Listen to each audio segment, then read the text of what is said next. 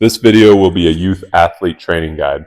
Growing up, I was the slowest on my team and I hated it so much.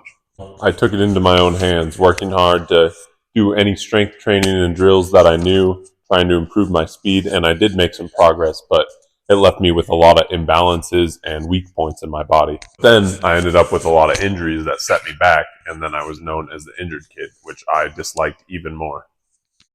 If a video like this would have existed when I was in junior high or high school, it would have really helped me be able to develop more as an athlete and, more importantly, stay away from all the injuries that set me back.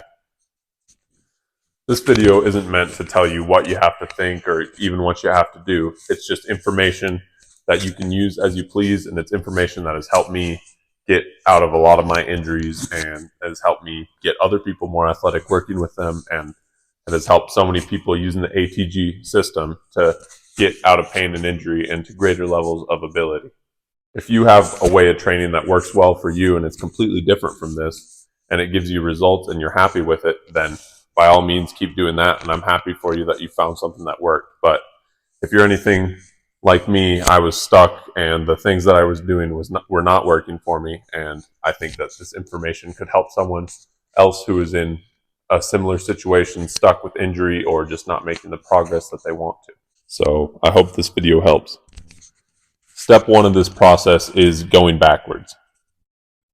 This can be as gentle as just walking backwards, getting your toe behind your knee on each step to help target the knee and get blood flow to it. And this is where I started to actually help myself get out of knee pain.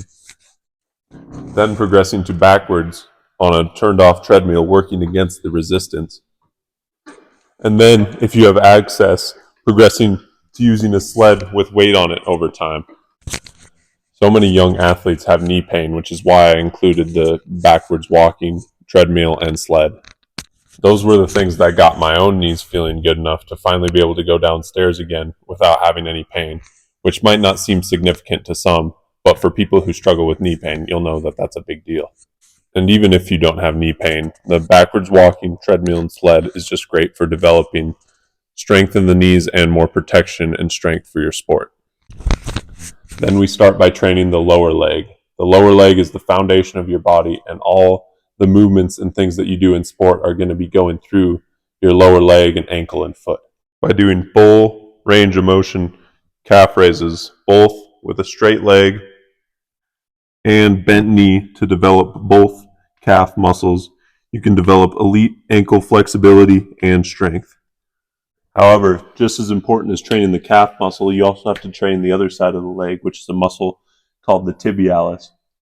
This muscle almost never gets trained, but is responsible for handling so much force and deceleration in sport. And it's a big missing link for anybody struggling with shin splints.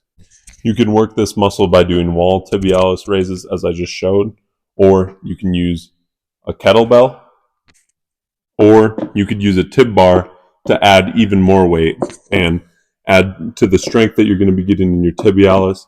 The calf raises will help develop your calf muscles, which will help make you more athletic and more resilient to injury.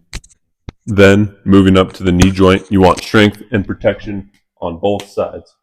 For hamstring strength and protection, you use the Nordic hamstring curl, which is where you have something underneath your knees as padding, something that you can put your feet underneath to hold you so you don't fall forward.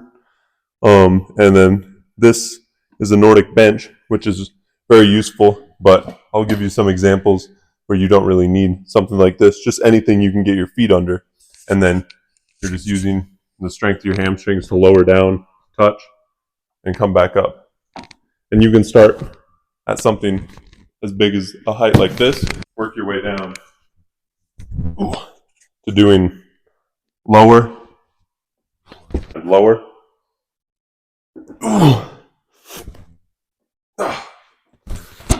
Eventually, ideally, until you could do one on flat ground. I'm not there yet myself, but I'm trying to get there, and my little brothers are both really close to getting there after only a couple months of training them. And here's an example of how you can just use a partner with no equipment if they just hold your legs down. This works well if you guys are around the same weight, or if your partner's heavier than you that's holding down your legs, but not the other way around.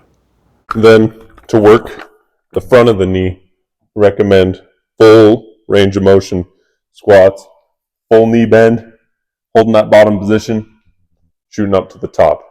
This not only develops the muscles of your quads, but also the tendons in the knee joint, as well as the connective tissue.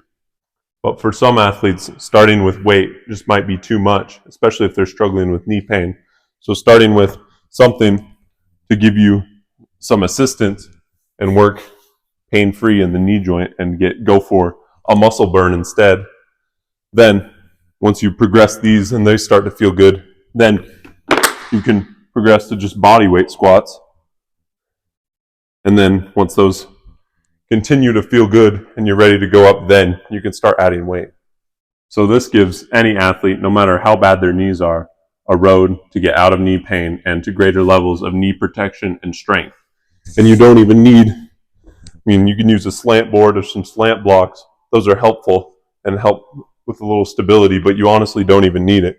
You can just go down, balance on your toes, and come back up. There's nothing wrong with that. And on all of these exercises, just another reminder to not work through any pain.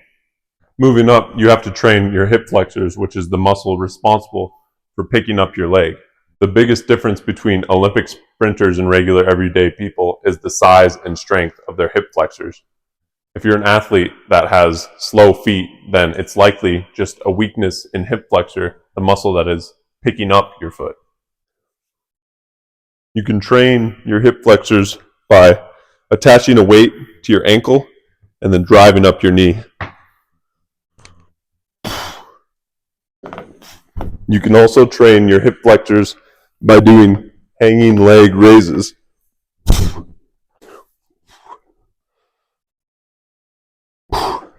And then training the back side of the hip, the glutes and the low back, with a low back extension. This helps give you more protected lower back and more powerful hip extension for things like running and jumping. If you don't have a back extension, then RDLs accomplish pretty much the same thing. And lastly, most of the upper body can be targeted with 2 bodyweight moves, dips and chin-ups.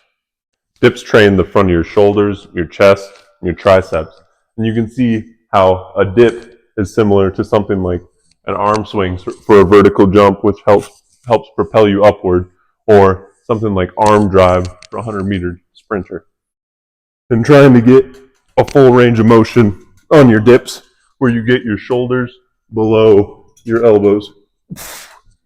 And then finishing off with training the chin-up. Most people neglect training the back side of their body. They just get stronger and tighter up here, which leads to this. Rounding forward, less strength back here, and more shoulder issues. To properly do a chin-up, you want to use an underhand grip.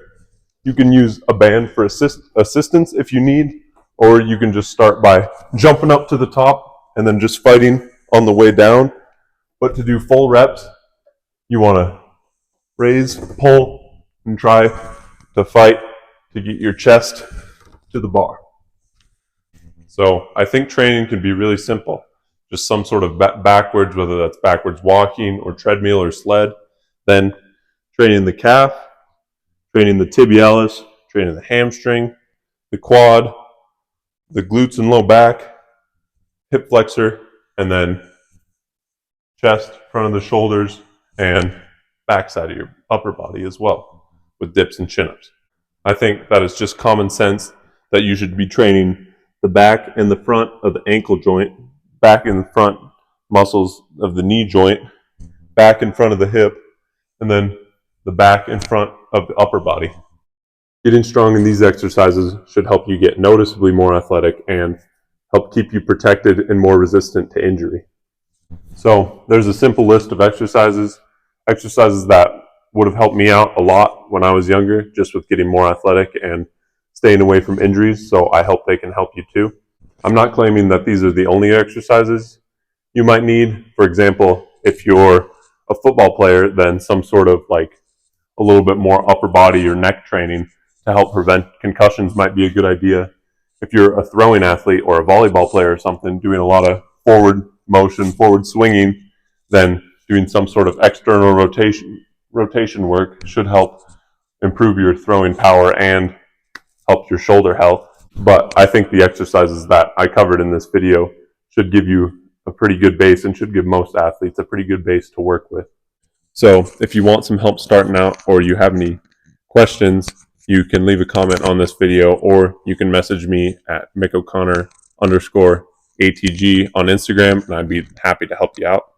One last thing, if you need any of the equipment or are looking for it that I used in this video, then you can go to atgequipment.com.